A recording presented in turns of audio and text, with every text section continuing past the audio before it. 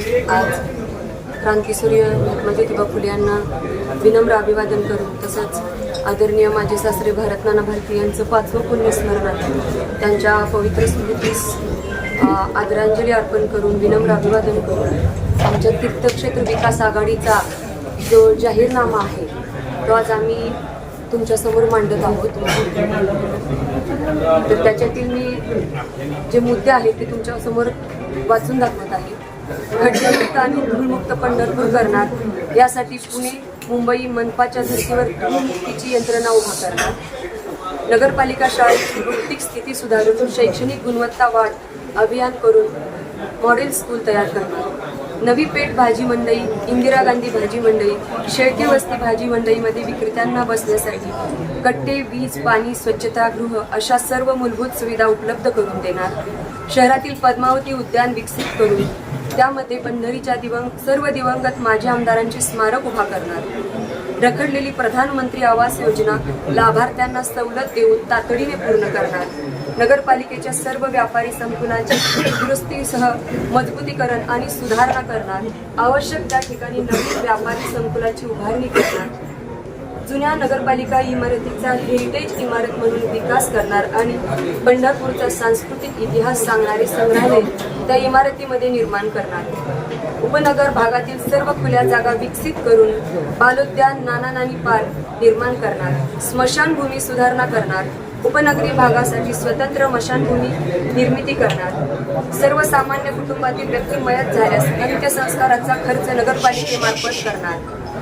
5 वर्षे घरगुती वापराची पाणीपट्टी दरवाढ न करता स्थिर ठेवणार. प्रदक्षिणा मार्ग आणि चंद्रभागा वाळवंट कायम स्वच्छतेसाठी स्वतंत्र यंत्रणा उभी करणार. शहर आणि उपनगरी भागात पालिकेच्या वतीने मोफत आरोग्य आधार क्लिनिक सुरू करणार.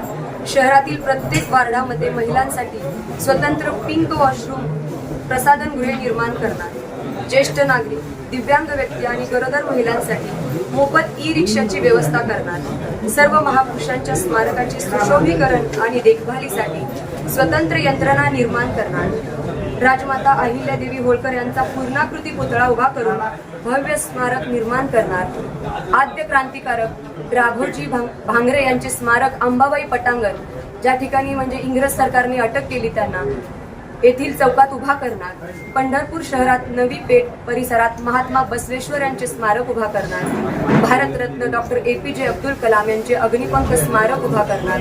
युवकांसाठी शहर आणि उपनगरात नगरपालिकेच्या खुल्या जागांमध्ये खेळाची मैदाने आणि ओपन जिम विकसित करणार. लोकशाहीर अण्णाभाऊ साठे यांचे स्मारक अल्पावधीत पूर्ण करणार. नाथपंथी डवरी समाजासाठी सुंदर आणि सुसज्ज असे समाजभवन उभा करणार.